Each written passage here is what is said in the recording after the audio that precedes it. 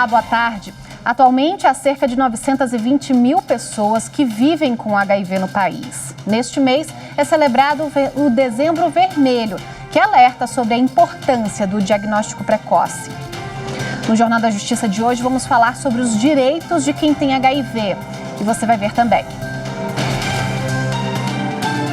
Ministro Nunes Marques, do Supremo Tribunal Federal, decide que Adélio Bispo deve ficar no presídio de Campo Grande.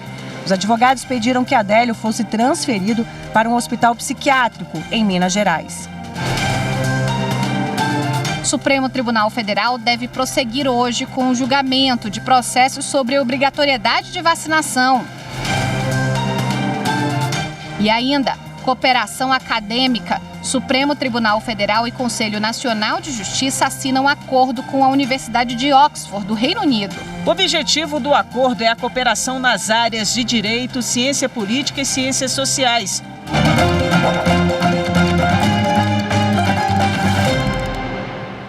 O Ministério Público do Rio Grande do Sul denunciou 6 pessoas pelo assassinato de João Alberto Freitas. Ele tinha 40 anos e foi espancado até a morte por seguranças de um supermercado em Porto Alegre no último dia 20 de novembro. Quem tem as informações e traz ao vivo para a gente é Carolina Chaves. Boa tarde, Carol. Olá, Evelyn. Boa tarde para você, boa tarde a todos. Olha, das 6 pessoas que foram denunciadas pelo Ministério Público, 3 já estão presas preventivamente. São elas Magno Braz Borges e Giovanni Gaspar da Silva, que são os seguranças que imobilizaram e agrediram João Alberto, e também a funcionária do supermercado Adriana Alves, que não impediu a agressão e ainda tentou proibir a gravação do vídeo. Outras 3 pessoas que trabalham no supermercado fazem parte também da lista do Ministério Público Gaúcho e que pede também que as prisões temporárias sejam convertidas em preventivas. Os 6 denunciados, Evelyn, vão responder por homicídio triplamente qualificado por motivo torpe, asfixia e também recurso que impossibilitou a defesa da vítima. Evelyn. Muito obrigada, Carol. O ministro Nunes Marques, do Supremo Tribunal Federal, arquivou habeas corpus que pedia a transferência de Adélio Bispo do presídio de Campo Grande, no Mato Grosso do Sul. Adélio foi preso por esfaquear o presidente Jair Bolsonaro durante a campanha presidencial de 2018. A defesa buscava na Suprema Corte alterar a decisão do STJ, que já havia negado a transferência. No pedido feito ao STF, a defesa alega que Adélio sofre perseguição, constrangimento e agressões verbais de agentes penitenciários do presídio de Campo Grande, em Mato Grosso do Sul. Por isso, a mudança seria uma forma de garantir a integridade física e mental dele. Os advogados pediram que Adélio fosse transferido para um hospital psiquiátrico em Minas Gerais. Na decisão, o ministro Nunes Marques destacou que o Superior Tribunal de Justiça já havia entendido que o sistema penitenciário federal conta com uma unidade de saúde, com atendimento de médicos, inclusive de psiquiatras, e que toda essa estrutura vinha sendo utilizada por Adélio. O ministro ainda reforçou que não existem vagas sobrando no hospital de custódia ou em outro estabelecimento em Minas Gerais. Portanto, não há ilegalidade na decisão do Superior Tribunal de Justiça. Os ministros do Supremo Tribunal Federal, em sessão do plenário virtual, invalidaram regra que estabelecia limite de idade para ingresso na magistratura do Distrito Federal. O requisito estava previsto na Lei de Organização Judiciária do DF. A norma exigia a idade mínima de 25 anos e máxima de 50 para ingresso na magistratura da capital do país. Por maioria, os ministros entenderam que a Constituição Federal e a Lei Orgânica da Magistratura já possuem regras para se tornar um juiz e não caberia uma lei ordinária federal criar novos critérios de ingresso. Além disso, por entendimento já firmado no STF, apenas carreiras policiais podem ter limite de idade previsto. O presidente da República, Jair Bolsonaro, questiona no Supremo Tribunal Federal condenações da União por excesso de linguagem de juízes. Quem tem as informações e explica direitinho para a gente é Gisele Reis, consultora jurídica da TV Justiça. A ação pede a inconstitucionalidade de decisões judiciais que condenaram ou venham condenar a União e os juízes a pagar indenização em razão do excesso de linguagem nas decisões judiciais. Busca ainda que o STF dê interpretação conforme a Constituição, a Lei Orgânica da Magistratura Nacional, para afastar esse tipo de responsabilização. O presidente da República alega que a liberdade de manifestação dos juízes é essencial para o livre convencimento necessário na hora de julgar. É a garantia de um poder judiciário altivo, imparcial e também independente. Essa independência é necessária para que a magistratura possa decidir sem temores sobre a possibilidade de intimidações por meio de medidas de responsabilidade retaliatórias. Os inconformismos em relação às decisões judiciais devem ser solucionados por recursos e não por meio de ações de responsabilização pessoal dos magistrados. Outro ponto destacado é que as decisões ofendem a liberdade de manifestação do pensamento, a liberdade de expressão, independência do Poder Judiciário e a competência disciplinar do Conselho Nacional de Justiça. A lei que rege a magistratura estabelece que o juiz não pode ser punido ou prejudicado pelas opiniões que manifestar ou pelo teor das decisões que proferir, salvo nos casos de impropriedade ou excesso de linguagem. A ação apresentada está sob a relatoria do ministro Marco Aurélio e envolve a discussão da responsabilização do Estado por expressões utilizadas no discurso de aplicação do direito. O Supremo Tribunal Federal e o Conselho Nacional de Justiça assinaram um acordo de cooperação internacional com a Universidade de Oxford. O objetivo é a cooperação acadêmica para pesquisas nas áreas de direito, ciências políticas e ciências sociais. Considerada uma das melhores instituições de ensino superior do mundo, a Universidade de Oxford do Reino Unido agora é parceira do STF e do CNJ. O acordo prevê intercâmbios de autoridades e de pesquisadores, com a capacitação em cursos, além da participação em pesquisas, publicações e eventos. Esse acordo ele é um acordo extremamente importante para que a comunidade acadêmica no Reino Unido possa estudar a Suprema Corte brasileira, possa entender um pouco melhor da importância da Suprema Corte no Brasil e também para que a Suprema Corte possa ter acesso às pesquisas científicas que estão sendo realizadas na Universidade de Oxford sobre o Brasil, sobre a política brasileira, sobre o judiciário brasileiro. O objetivo do acordo é a cooperação nas áreas de direito, ciência política e ciências sociais, com destaque nos seguintes temas: arranjo e estrutura de cortes constitucionais, direitos humanos e governança democrática. Pretendemos alinhar os eixos da gestão do ministro Fux, que são direitos humanos, meio ambiente, combate à corrupção, lavagem de dinheiro e a vocação constitucional do Supremo Tribunal Federal, com a expertise de Oxford em termos de pesquisas jurídicas, organização de eventos, intercâmbio de dados, intercâmbio de alunos, de forma que nós possamos enriquecer em termos acadêmicos, a preparação dos juízes para o enfrentamento das demandas judiciais.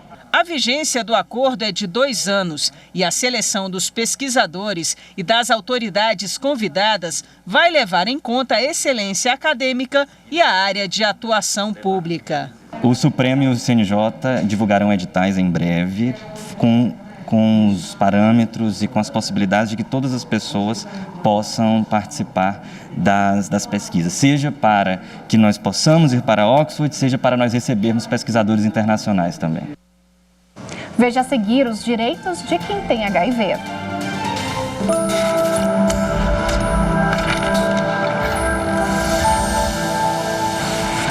A Constituição da República Federativa do Brasil é a lei principal e fundamental do Estado Democrático de Direito. Ela contém normas de superlegalidade, regras de eficácia superior em relação às demais normas jurídicas, a organização jurídica essencial que garante a soberania nacional e os direitos e garantias fundamentais.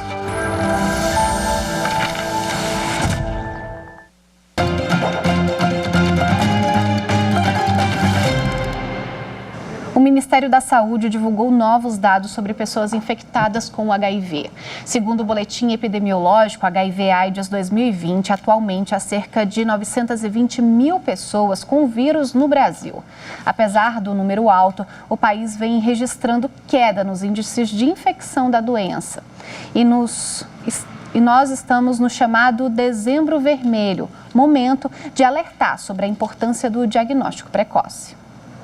Aos 30 anos de idade, a Renata descobriu que tinha sido contaminada pelo HIV. 7 anos depois do diagnóstico e com suporte de medicação, ela diz que leva uma vida normal. Renata conta que, com tratamento adequado, conseguiu realizar o sonho de ser mãe. O maior problema, segundo ela, ainda é o preconceito e a desinformação sobre a doença. Minha filha não tem o vírus, graças a um tratamento correto, graças a um pré-natal bem feito, né?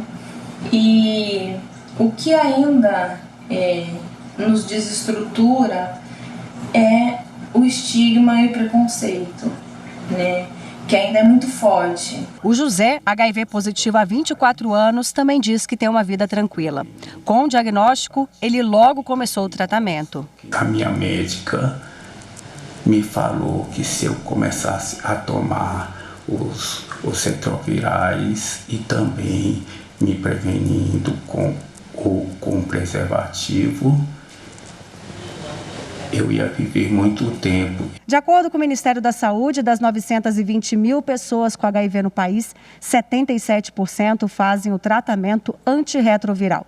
94% das pessoas que estão em tratamento não transmitem mais o vírus na relação sexual porque houve a redução da carga viral. Ainda de acordo com o documento, as pessoas entre 25 e 39 anos concentram o maior número de casos. Dessa faixa etária, 52% são homens. Segundo pesquisadores, pacientes que têm acesso a remédios contra a AIDS conseguem impedir o avanço da doença. Hoje existem várias formas de se prevenir. A gente tem hoje o que a gente chama de prevenção pré-exposição e após-exposição. Você faz o diagnóstico precoce, inicia o tratamento, não tem por que chegar nessa fase de desenvolvimento do que a gente chama de AIDS. Há 20 anos com HIV, o Renato luta para que as pessoas soropositivas tenham mais qualidade de vida.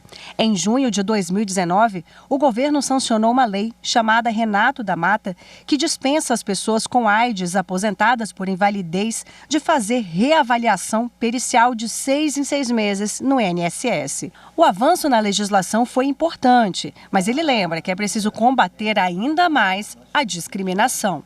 Enquanto essas pessoas estivessem nessa mensalidade de recuperação, que perderam suas aposentadorias, que essas aposentadorias sejam reintegradas a essas pessoas. As medicações hoje têm uma qualidade muito boa, tem efeitos menos tóxicos ao organismo dessas pessoas, e o nosso maior problema hoje é a discriminação. Para dar continuidade ao assunto, a gente conversa agora com a advogada do Movimento de Mulheres de São Gonçalo, Patrícia Rios. Muito boa tarde, seja bem-vinda ao Jornal da Justiça, doutora. Boa tarde, nós é que agradecemos a oportunidade de debater esse tema tão importante para a sociedade. Conta pra gente qual é o trabalho do movimento, né, para atender essas mulheres, essas pessoas que hoje possuem HIV. Nós somos uma instituição aberta, mesmo durante a pandemia, acessando as pessoas, acessando os serviços e recebendo pessoas vítimas de toda forma de violência, preconceito e discriminação. Mulheres vítimas de violência doméstica, sexual, crianças e adolescentes e pessoas vivendo com HIV e AIDS.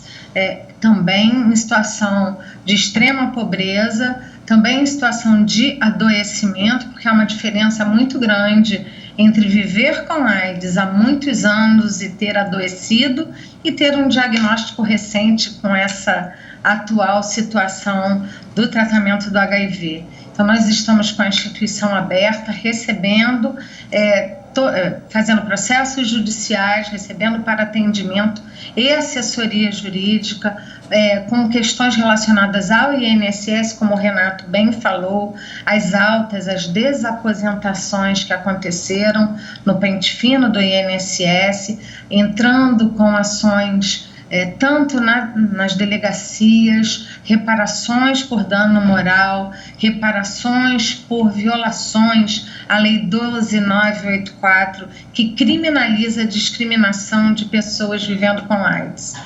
Doutora, quando a gente fala sobre essa questão da desaposentação, né, não é simplesmente pelo fato de ter condições, ter saúde para voltar ao trabalho, mas a sociedade hoje também não aceita a pessoa com HIV/AIDS para o emprego, né? Como é que vocês tratam isso judicialmente? Sim, é importante dizer que são situações distintas. Uma pessoa que tenha recebido o diagnóstico recente, um diagnóstico que não tenha sido um diagnóstico tardio, que não tenha recebido esse diagnóstico por adoecimento e agravamento, não será necessário que essa pessoa acesse os serviços da Previdência Social ou da assistência social. Se ele tomar os medicamentos, como nós temos preconizado, terá uma vida normal, assim, já não teremos mais aquela diferença de uma morte ou um adoecimento precoce. Uma vida como todas as outras pessoas. Agora, aquelas pessoas que vivem com AIDS há longos anos, ou que estiveram sujeitas tanto ao envelhecimento precoce causado pelo vírus, como o uso dos medicamentos anteriores que tinham graves efeitos adversos, ou que tenha, em razão das dificuldades de acesso à saúde, que é uma prática em todo o país, tenha tido dificuldade ao diagnóstico e adoecido gravemente. Estas pessoas precisarão acessar ou serem mantidas no INSS. E o que houve é que no ano de 2017, o início em 2017, para o ano de 2018, nós tivemos uma operação chamada Operação Pente Fino, que chamou todos os aposentados por invalidez a fazerem a reavaliação pericial. Ótimo, previsto na lei que estas aposentadorias por invalidez de pessoas até 60 anos fossem revistas anualmente. Acontece que nós tínhamos pessoas aposentadas há 30 anos que tiveram graves efeitos adversos, graves adoecimentos ao longo da tua vida, pessoas há 15 anos aposentadas que foram convocadas pela Operação Pente Fino e tiveram como única avaliação da sua situação a avaliação da sua quantificação de vírus no sangue. Ou seja, quem toma medicamento hoje, como os dois personagens disseram, consegue controlar o nível de vírus, a quantidade de vírus circulando no sangue. Tudo isso é uma questão. Outra coisa são os agravos que aquele corpo já recebeu. Então, se ela foi aposentada há 20 anos atrás por uma questão de, por exemplo, uma neuropatia periférica, uma dificuldade de locomoção, ou de ficar sentado, ou de carregar peso, esta situação não se mudou, não se alterou com a vinda desses novos e potentes e eficazes medicamentos.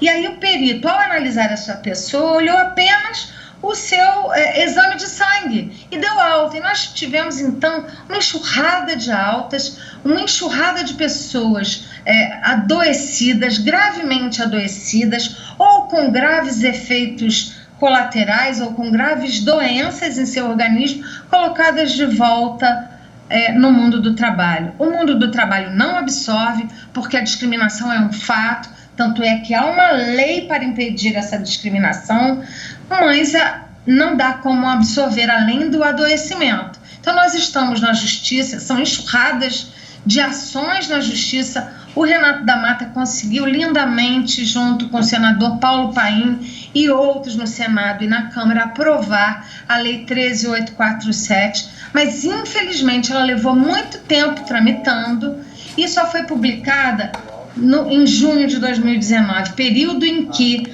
a grande maioria dos aposentados por invalidez vivendo com HIV e AIDS já haviam passado pela Operação Pente Fino e já haviam tido alta de seus benefícios. Portanto, há uma compreensão de que esta lei não alcançaria estas pessoas desaposentadas. Nosso argumento é que, quando uma pessoa é aposentada por longos anos, por invalidez, recebe alta, ela vai receber a mensalidade de recuperação. E aí, durante esse período de recebimento de mensalidade de recuperação de 18 meses, ela mantém a qualidade de segurado do INSS e aposentado. E, portanto, nós entendemos que essa lei deve incidir sobre a vida destas pessoas e as aposentadorias devem ser restabelecidas. Essa é a nossa briga maior atual e temos tido muito sucesso. Isso foi assunto de debate na sessão que aconteceu no dia 9, na TNU. Doutora, muito obrigada pelas informações. Foi por causa do tempo, a gente vai precisar encerrar. Mil desculpas. Agradecemos muito a oportunidade. Muito obrigada. Veja a seguir, plenário do Supremo Tribunal Federal retoma hoje julgamento de processo sobre obrigatoriedade de vacinação.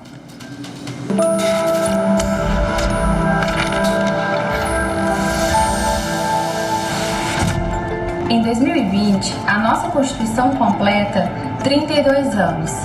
E diante de tudo que estamos vivendo, te convido a refletir sobre o disposto no artigo 225, que garante que todos têm direito ao meio ambiente ecologicamente equilibrado e impõe que é dever do Estado e de toda a coletividade defender e preservar para presentes e futuras gerações.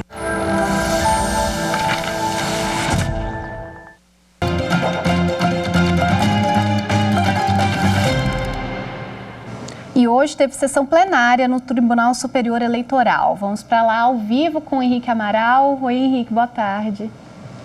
Boa tarde, Evelyn. Boa tarde a todos. Bom, as sessões plenárias por videoconferência aqui do Tribunal Superior Eleitoral continuam destinadas ao julgamento de recursos envolvendo candidatos eleitos nas eleições de 2020.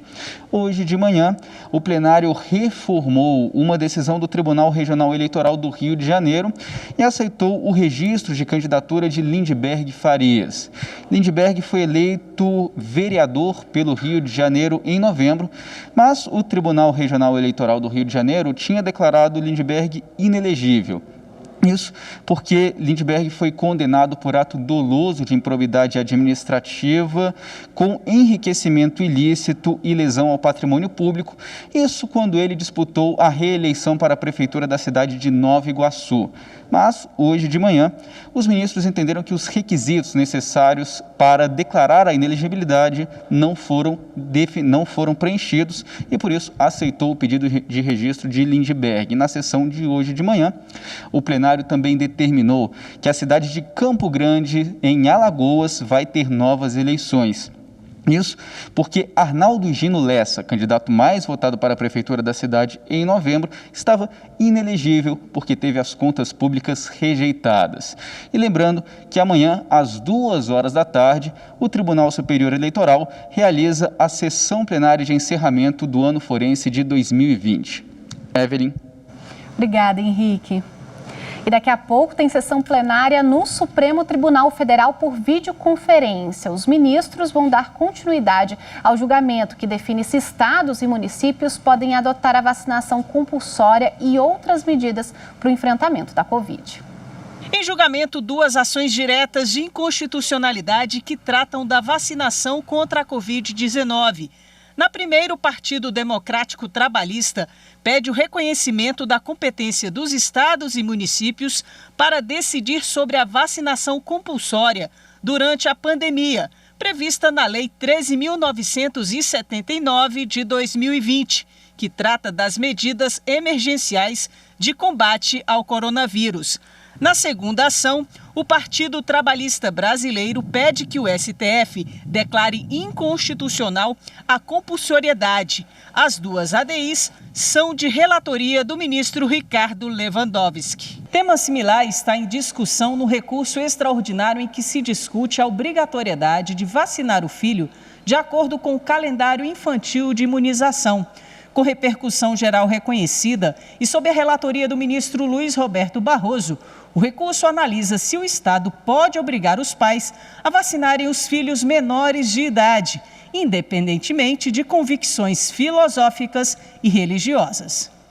Nas sustentações orais, o PDT argumentou que a lei que disciplina as medidas excepcionais de enfrentamento à pandemia da Covid-19 prevê a compulsoriedade da vacina. Já o PDT alega violação ao direito fundamental à saúde e à liberdade individual. O advogado-geral da União sustenta que o Estado assumiu o compromisso público de proporcionar gratuitamente à população brasileira todo imunizante que seja comprovadamente eficaz e seguro para para prevenir a Covid. No primeiro momento, quando do recebimento paulatino dos primeiros lotes das vacinas que venham a ser autorizadas e recebidas, haverá aplicação por estratos. Primeiro para grupos vulneráveis, o que por si só torna despiciente o debate sobre obrigatoriedade no momento inicial da campanha de vacinação em face do caráter paulatino da cobertura imunológica. Para a Procuradoria-Geral da República, a vacinação obrigatória não significa condução coercitiva e que a saúde pública é dever do Estado para os cuidados dos indivíduos. Não se vislumbra a inconstitucionalidade na vacinação obrigatória, expediente de que tem se valido o Estado brasileiro há muitas décadas, um valioso instrumento da saúde pública.